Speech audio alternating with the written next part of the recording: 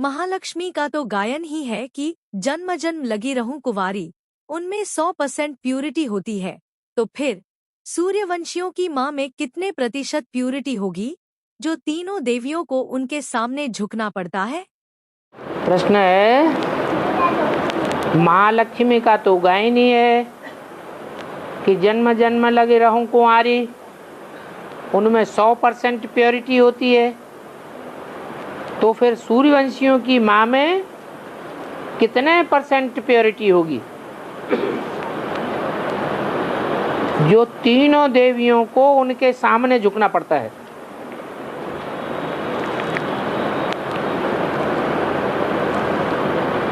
तीनों देवियां 100% प्योरिटी वाली हैं,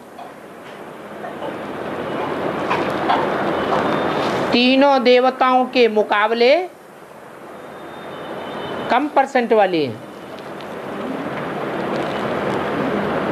जो ज्यादा प्योरिटी वाला होता है वो झुकता है या कम प्योरिटी वाला झुकता है? पवित्र देवताओं के आगे अपवित्र राजाएं माथा टेकते थे। अभी संगम युग में भी ये शूटिंग होती है। तो 3 देवताएं हैं मुख्य,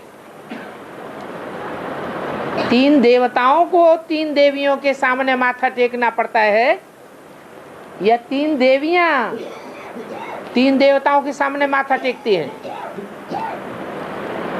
क्या होता है? अरे बोलो भाई। हैं? देवताओं को झुकना पड़ता है। भक्ति मार्ग में ऐसा देखा तुमने कहीं? हैं? क्या बोल रहे?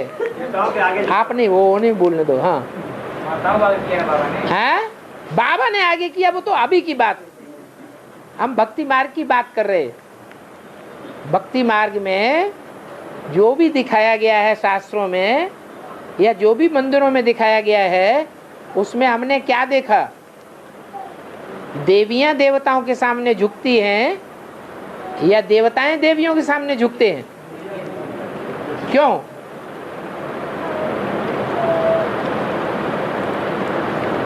किसमें प्योरिटी ज्यादा है, किसमें प्योरिटी कम है?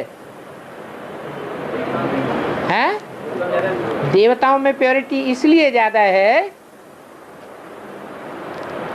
कि जो एवर प्योर है वो उन देवताओं में प्रवेश करता है। क्या? देवियों में प्रवेश नहीं करता है। तो इसमें जो लिखा हुआ है लिखने वाले ने कि महालक्ष्मी का तो गायन है जन्म जन्म लगी रहूं कुंवारी, उसमें 100% प्योरिटी है। तो ये बात सही है या गलत है? 100% प्योरिटी तीनों देवियों में है या नहीं है? हैं? नहीं है। 100% प्योरिटी तो सिर्फ एक पार्ट में है, जिसे कहते हैं देवदेव महादेव।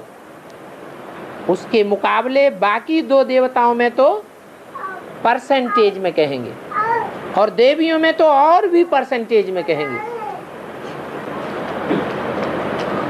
जबकि अत्रि और अनुसुईया, उसके सामने तो 3 देव भी जाकर के झुक गए।